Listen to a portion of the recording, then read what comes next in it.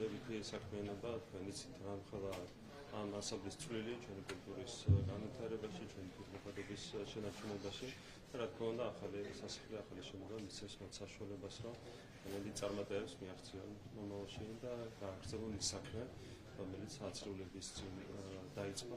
ეს არის ძალიან მნიშვნელოვანი მთლიანად ჩვენი ქვეყნისთვის, ჩვენი კულტურის განვითარებისთვის. გამოგონდა გადავხადო ყველას, ვინც წამოიწყო ეს საქმე, ალბათ თეატროლოგიას, რომლის დროსაც დაიწყო ეს საქმე და ალბათ თიგაროხაცის მინდა გადავხადო მადლობა, რომელმაც წარმატებით მიიყვანა ბოლომდე ეს წამოწყებული საქმე.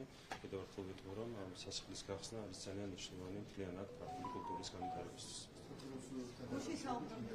შემთხვევაში სახელმწიფო მინისტრთან დაკავშირებით კონკრეტული ჯგუფები მეორე ხარისხოვანი თემებით ცდილობენ დეფინაციებს და ცდილობენ გადაფარონ რეალური როლიდან მნიშვნელობა ახალი თანამდებობის, მაგალითად საბჭოთა სამოსის შენობა და ასე შემდეგ.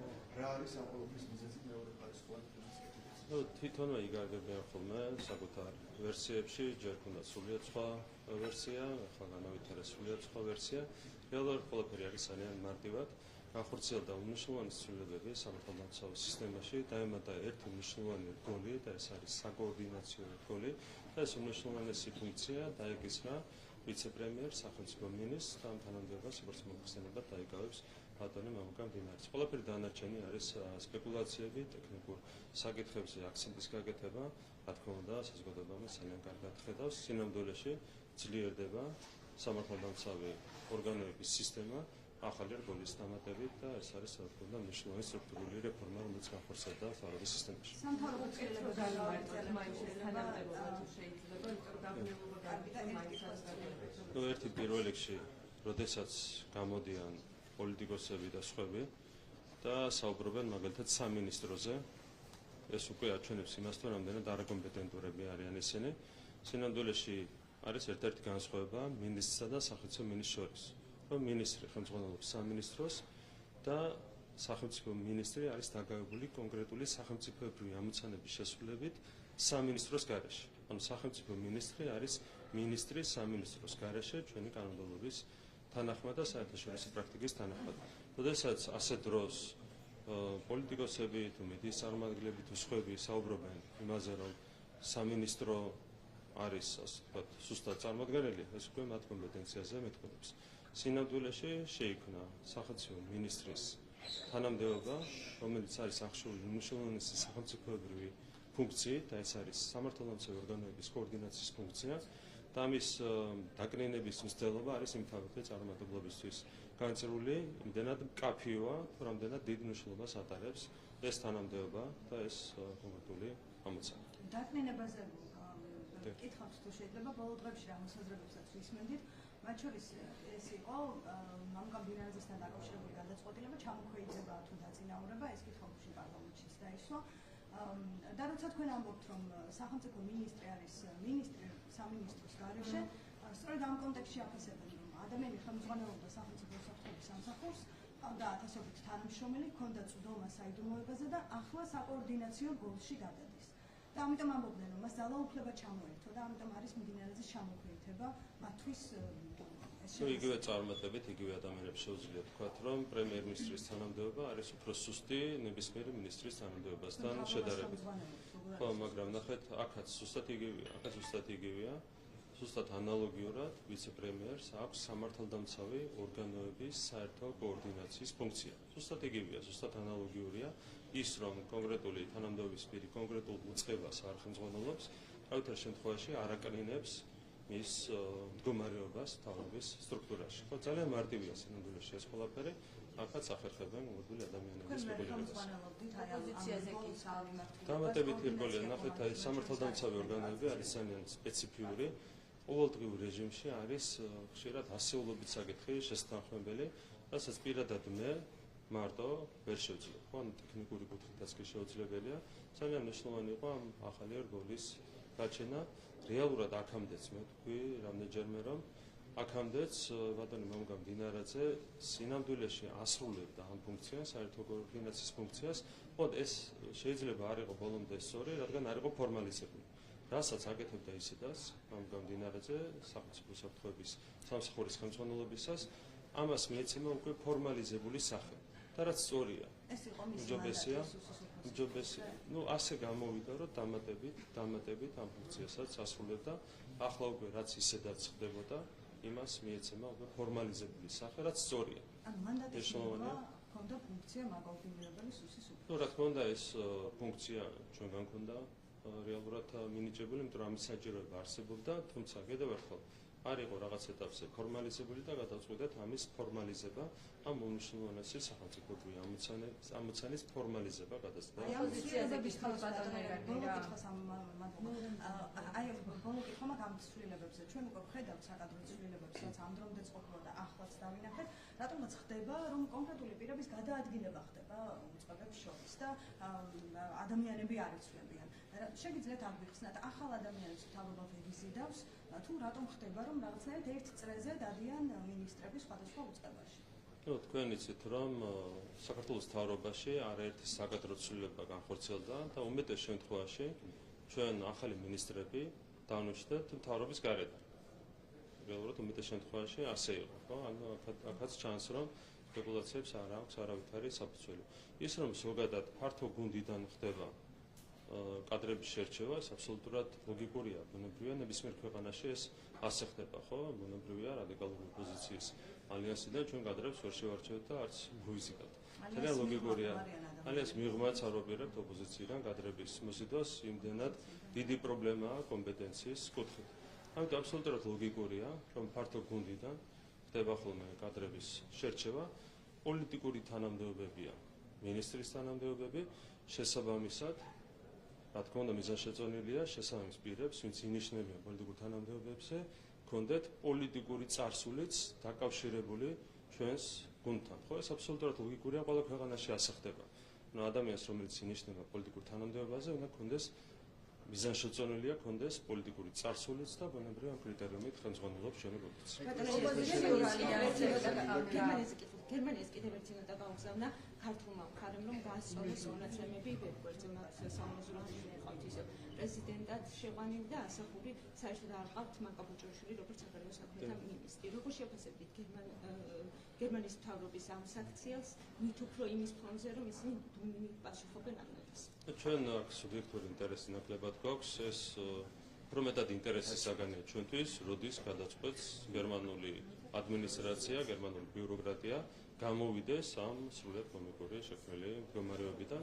ნახოთ ინტერესით ველოდებით ამ ყველაფერს, რა თქმა უნდა, მათ შეუძლიათ ნებისმიერი სახელდაგვარი დაწერონ საკუთარ ვებგვერდებზე, ჩვენთვის ეს არაფერს ცვლის, მაგრამ ჩვენ გვაინტერესებს, როდის მოახერხებს გერმანული ბიუროკრატია გამოვიდეს ის მიერო შექმნილი კომიკური მდგომარეობიდან. ოპოზიციურ ალიანსზე კითხავ თუ შეიძლება, ბოლო პერიოდში ხედავთ, რომ არსებობს დაპირისპირება ამ ალიანსში, ისმის ერთმანეთის მიმართ, ასე ვთქვათ, მამხილებელი განცხადებები, რასაც თავად ამბობენ.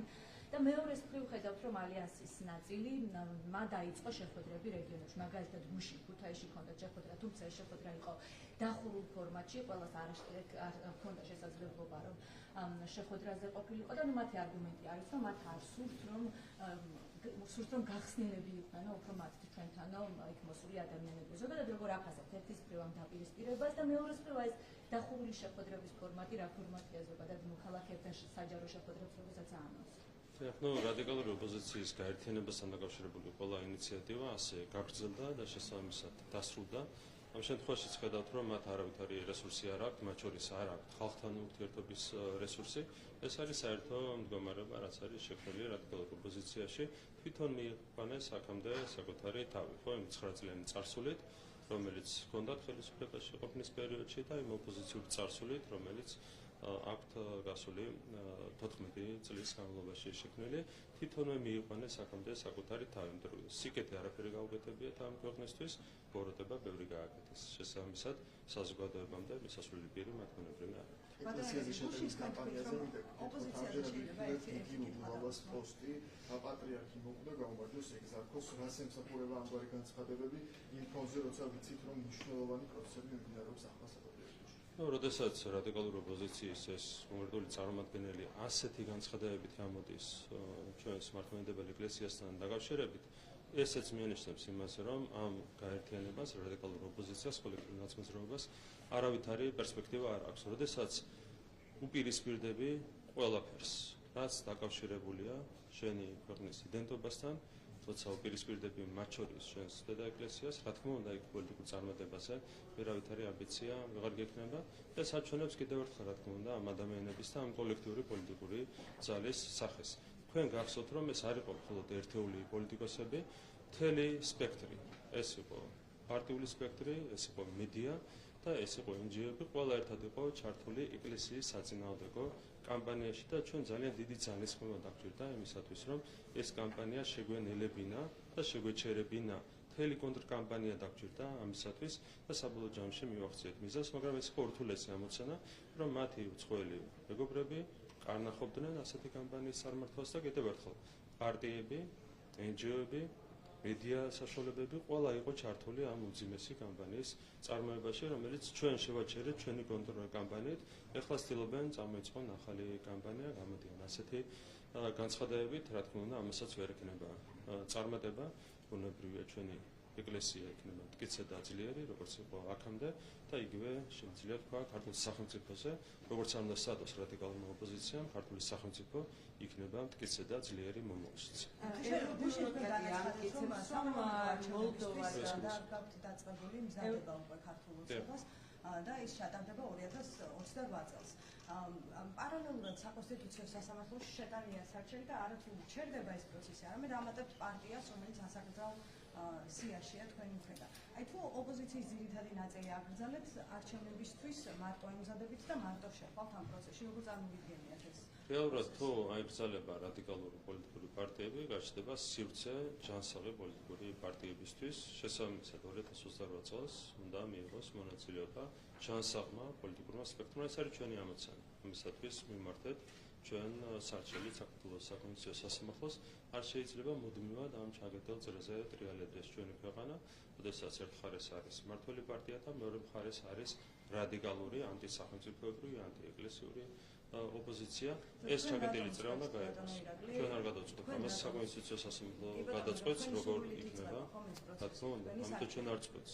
ჩვენი წყვეტთ რომელი პარტია მიიღებს მონაწილეობას და რომელი არა, იმიტომ რომ ამ პარტიებს ყავს ამორჩეველი და 24 წლის არჩევნებშიც ჩანს რომ ძირითადი ოპოზიციური ელექტორატი სწორედ ამ პარტიებზე ნაწილდება. და თქვენ მათ ჩვენი გადასაწყვეტია სარჩელის შეტანა.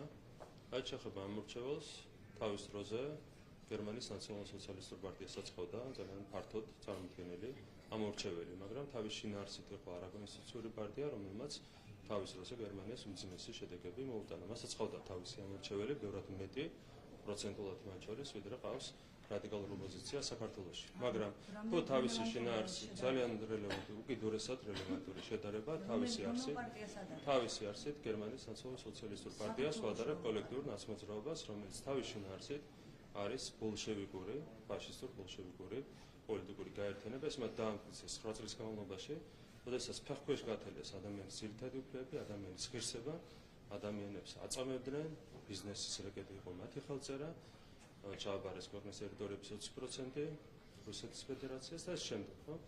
ეს არის ჩვეულებრივი ბოლშევიკური პოლიტიკური გაერთიანება და ბოლშევიკური პოლიტიკური გაერთიანებისთვის ჯანსაღ დემოკრატიულ სისტემაში, რა თქმა უნდა, არ უნდა იყოს აკრა. თქვენ 24 წელს 54 აიღეთ, ხომ? ანუ ნახევარზე ნაკლები თქვენი რწმენით, ცესკოს შეჯამებით, აქვს საზოგადოების ნახევარი უჭერს მხარს აი ამ ოპოზიციას. და თქვენ მათ ეუბნებით, რომ 28 წელს ეს არჩევანი მათ არ ექნებათ. ანუ აქ საუბარია სამ პოლიტიკურ პარტიაზე, 4 პოლიტიკურ პარტიაზე, სამსვლელი რაც დაემატა. ჯამში მათ აიღეს დაახლოებით 30% ხმების. რაც ნუ ცოტა არ არის. ბევრი ადამიანი შევიდა შეცდომაში 2024 წელს. კიდევ ხოლმე გაგიმეორებთ, არის სხვა ქვეყნის მაგალითი ისტორიული გამოცდილებიდან, სადაც ამაზე მეტი ამორჩეველი ყავდა კონკრეტულ ანტიკონსტიტუციურ პოლიტიკურ პარტიას. ანუ ეს არ არის თავისთავად არგუმენტი. არგუმენტი არის რა? თუ პარტია თავის შინაარსით არის არაკონსტიტუციური, ის უნდა იგრძელოს საკონსტიტუციო სასამართლოს მიერ შესაბამისი სარჩელი ჩვენ მიმართეთ სასამართლოს. არაკონსტიტუციური თქვენ მიიჩნევთ იმის გამო, რომ თქვენი ლეგიტიმაცია არ აღიარეს, როცა პირველ რიგში იმის გამო, რომ თქვენ თქვით, რომ ზოგიერთები იმიტომ გადარჩნენ, რომ ზოგი პარლამენტში შევიდა თუ ლეგიტიმაცია აღიარა თქვენ. არა მხოლოდ ეს არის ერთ-ერთი არგუმენტი, რომელიც არის წარმოქმნილი საკონსტიტუციო სარჩელში, არის უამრავი სხვა არგუმენტი, მათ შორის ადამიანების წამება, ბიზნესის რეგეტი, მედიის მიტაცება, ამით გამერჩეოდნენ ისინი 9 წლის განმავლობაში და როდესაც უკვე ოპოზიციაში მოღვაწეობდნენ, ისინი მუდმივად იყვნენ დაკავებული ანტისახელმწიფოებრივი საბოტაჟით, ხო? ეს არის არგუმენტები, რომელიც არის არჩევსთან. ან თქვენ გინდათ წარუღწევს ეს პოზიცია არის საკონსტიტუციო გადაწყვეტს, ეს 4 პარტია, რა თქმა უნდა, სარჩელით მიმართეთ და ბუნებრივია ჩვენი ნება ერთ სასახულის სარჩელში, ჩვენი სურვილია, რომ ამ 4 რადიკალური არაკონსტიტუციური პარტიის გარეშე ჩართულდეს საპარლამენტო არჩევნები. კარგით, ევრობიუროკრატები ამტკიცებენ, რომ უკრაინა და მოლდოვა წინ არიან ევროსაბჭოს გაწევრიანების გზაზე, თუმცა მოლდოვის პრეზიდენტი ფაქტობრივად ემზადება მინეთთან გასაერთიანებლად ქვეყნის, გერმანიის კანცლერი კი აცხადებს, რომ უკრაინას ევროკავშირში გასაწევრიანებლად მოუწევს ტერიტორიების დათმობა, ეს ნაწილები შემოგვიყვება. ნუ ყველა ხედავთ რა მდგომარეობა, ორივე ქვეყანაში უკრაინაში არის შექმნილი სამწუხაროდ უმძიმესი მდგომარეობა 2022 წლის შემდეგ. იცით, რომ ძიმედ განვითარდა პროცესები ამ ქვეყანაში, რაც ჩვენთვის არის ძალიან გულდასაწყვეტი, ეს არის ჩვენი მეგობარი ქვეყანა, ჩვენი მეგობარი ხალხი. თუმცა ხედავთ რა მდგომარეობა შექმნილი, ჩამოქცეულია ეკონომიკა, დანგრეულია ინფრასტრუქტურა, ჰუმანიტარული თვალსაზრისით არის უმძიმესი მდგომარეობა, კორუფცია ყავის. ეს არის ის უმძიმესი მდგომარეობა, რომელიც დღეს არის უკრაინაში შექმნილი. აჩხება მოლდოვაც არის ევროპის ერთ-ერთი ყველაზე კორუმპირებული ქვეყანა. ეს აისახება მათ შორის ეკონომიკურ ზრდაზე. რეალურად ჩვენ ამ წლების განმავლობაში, ბოლო 5 წლის განმავლობაში 2022 წლიდან მოყოლებელი მოახერხეთ დაახლოებით 14 მილიარდი დოლარით გაგვესარდა სხვაობა საქართველოს და მოლდოვის ეკონომიკებს შორის. ეს არის რა თქმა უნდა მათ შორის კორუფციის შედეგი, ინსტიტუციური კრიზისის შედეგი, რომელიც არის შექმნილი მოლდოვაში. ეს არის საერთო სურათი. ასეთ დროს საუბარი იმაზე, რომ მოლდოვა ან უკრაინა წინოსწრებს საქართველოს არის რა თქმა უნდა ცარილის სპეკულაცია. ბატონო ერეთე გუშინ გადაწყვეტა, რომ 2029 წელს საქართველოს და სომხეთი უმასპინძლებენ FIFA-ს 20 წლამდელთა მსოფლიო ჩემპიონატს. ვიცით, რომ საქართველოს და სომხეთს 2024 წელს ერთდროულად ჰქონდა შეტანილი და საქართველოსთვის ეს პირველი მასპინძლობა იქნება ასეთი მსოფლიო ჩემპიონატისთვის, როგორც შეაფასებთ და რა იქნება, ასე ვთქვათ, რა მნიშვნელობის არის? თქვენ იცით, რომ ზოგადად სპორტის განვითარება საქართველოს ძალიან დიდი ყურადღება ექცევა და მის ერთ-ერთი გამოხატულება არის ის, რომ სულ უფრო ხშირად ჩვენი ქვეყანა მასპინძლობს ძალიან პრესტიჟულ საერთაშორისო ტურნირებს, სულ ცოტა ხნის წინ მასპინძლეთ ევროპის ჩემპიონატს ძალოსნობაში ახლა ტარდებოდა, ძიუდოს ევროპის ჩემპიონატს მასპინძლებთ, მანამდე იყო ფარიკაობის მსოფლიო ჩემპიონატი, სამთრის სპორტის სახეობებში არაერთ ძალიან პრესტიჟულ ტურნირს მასპინძლეთ და რა თქმა უნდა, ეს არის განსაკუთრებული გამორჩეული მიღწევა ის, რომ საქართველოს სომხეთთან ერთად უმასპინძლებს 20 წლამდელთა მსოფლიო ჩემპიონატს ფეხბურთში.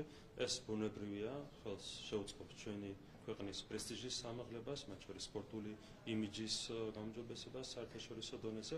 უშუალოდ საქართველოს ხელს შეუწყობს ეს ყველაფერი ბუნებრივია სპორტის განვითარებას, მასპინძლობა მათ შორის ჩვენ სახალხო ნაკრებს მისცემს მსოფლიო ჩემპიონატში მონაწილეობის შესაძლებლობას.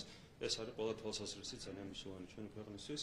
მადლობა მინდა გადავხადო ყველას, ვინც ამ ყველაფერში წვლილი შეიტანა, მათ შორის სპორტის სამინისტროს, სპორტის მინისტრს და განსაკუთრებული მადლობა ფეხბურთის ფედერაციას, ბატონ ლევან გობიაშვილს, მათი უშუალო განსაკუთრებული ძალისხმევის გარეშე ბუნებრივია შედეგი ვერ დადგებოდა და მადლობა მათი ძალისხმევისთვის და წარმატებისთვის. სომხეთზე მეც მაქვს კითხვა, თუმცა ერთი კითხვა დამრჩა ოპოზიციაზე. როცა ამბობთ, რომ აი ეს მსხვილი პარტიების გარეშე გინდათ რომ 28 წლის არჩევნები ჩაატაროთ, გითხარით თქვენთვის მოსაწონი კონსტრუქციული თუ ასე შემდეგ პარტია რომელია ოპოზიციაში, ვის შენარჩუნებასაც შემატებთ? ეს არ არის ჩვენი საქმე, ჩვენ უხსნით ჩვენი პარტია და ჩვენი პარტიით გამოდივართ ამ არჩევნებზე, როგორც ჩამოყალიბდება ოპოზიციური სპექტრი, ეს არის ხალხის გადასაწყვეტი. ხალხის გადასაწყვეტია. ხალხს ვინც მოეწონება, ოპოზიციურად განწყობილი ელექტორატი არსებობს საზოგადოებაში, ამ ადამიანებს ქართული საზოგადოების ამ ნაწილს ვინც მოეწონება, იმან უნდა მიაღწიოს წარმატება შემდეგ საპარლამენტო არჩევნებში. არა, თუ შენ რამდენიმე კითხვა მაქვს, მოგლემოკლებ.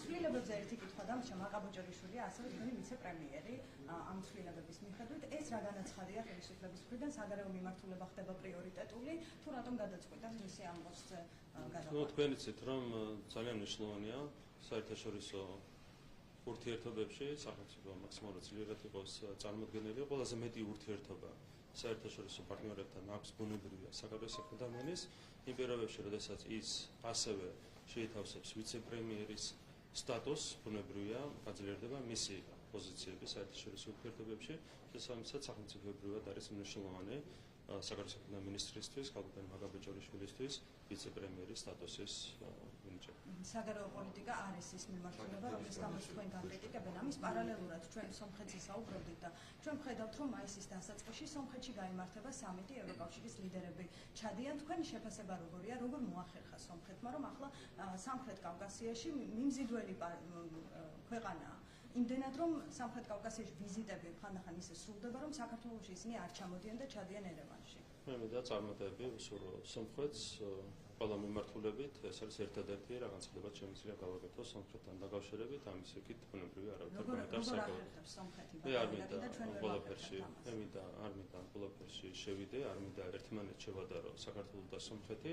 ერთადერთი რაც მინდა თქვა არის ის, რომ წარმატებებს ვუსურვებ ჩვენს მეგობარ ქვეყანას და ჩვენს მეგობარ ხალხს ყველა მიმართულებით. ერევანისგან განსხვავებით თბილისში რატომ ვერ ვხედავთ ევროკავშირის ლიდერებს? კიდევ ერთხელ შედარებებისგან თავ შევიკავებ ჩვენ მეგობარი ქვეყნები. ნახეთ, მაგაზე რომ გიპასუხოთ, უნდა შევადარო საქართველოს სომხეთს. რაც არ მინდა. არასორი იქნება რომ შევადარო, იმიტომ რომ ჩვენ ვართ ორი მეგობარი ქვეყანა, ორი მეზობელი ქვეყანა, გვაქვს არაჩვეულებრივი ურთიერთობები. ამიტომ ჩემი მხრიდან არასორი იქნება საქართველოს სომხეთთან შედარება, შესაბამისად არ შევადარებ წარმატებებს ვუსურვებ სომხეთს. თუ შეიძლება ერთ კითხვას ასევე დაგისვამთ ამერიკასთან დაკავშირებით, აპრილი სრულდება და აპრილის დასაწყისში იყო დაანონსებული სიახლეები. რაიმე გითხარით ამ მიმართულებით, რა ეტაპზე ხართ, ვისთან გაქვთ კომუნიკაცია და ასე შემდეგ? ძალიან კონკრეტული გეგმები არსებობს. მაისის ბოლომდე კონკრეტულ შედეგებს იხილავთ. კონკრეტული მიმართულებებით კომუნიკაცია შედგება, რა როგორ ამაზე დეტალებს ვერ გეტყვით, თუმცა ნახოთ, რომ მაისის ბოლომდე გაღრმავდება კომუნიკაცია ქართულ და ამერიკულ მხარეებს შორის. აპრილის ბოლომდე იყო ვადა და მაისის ბოლომდე მე არ დამწესებია შევა ვერ გეტყვით. ახლა კალაძე გითხრა ეს. მე არის კონკრეტულ კონტექსტში შეიძლება თქვა, კალაძემ ეს ყველაფერი, მე ასეთი ვადა არ მithქვამს, ჩვენ გვაქვს კონკრეტული დღის წესრიგი ამერიკულ მხარესთან შეთანხმებული. და არა ერთი კომუნიკაცია შედგება მაისის ბოლომდე. კონკრეტულად ვამბობ ამ შემთხვევაში მაისის თვეს, აპრილი არ მithქვამს, მაისს გეუბნებით. ნახეთ, დღეს უკვე საწვავზე არის ფასები გაზრდილი, 4 და 22 ღირს დიზელი ზოგიერთ სადგურზე, რომლის ფასების შემცირებაზე თქვენ ასევე საუბრობდით, რას გააკეთებთ გამოსასწორებლად? საწვავს რაც შეეხება რეკორდული ფასებია საერთაშორისო დონეზე იმ კრიზისთან დაკავშირებით, რომელიც წარმოიშვა ახლო აღმოსავლეთში. ჩვენ იმედი გვაქვს, რომ მალე დასრულდება ეს კრიზისი, რაც ხელშეუწყობს საწვავზე ფასების შემცირებას. ამას უნდა დავალოდოთ, ჩვენზე ეს ვერ იქნება დამოკიდებული, როდესაც საერთაშორისო დონეზე იზრდება საწვავის ფასები, მხოლოდ საქართველოს ზომებს ვერ მიიღებს. ამიტომ უნდა დავალოდოთ კრიზისის დასრულებას და იმედი გვაქვს, რომ ეს კრიზისი მალე დასრულდება.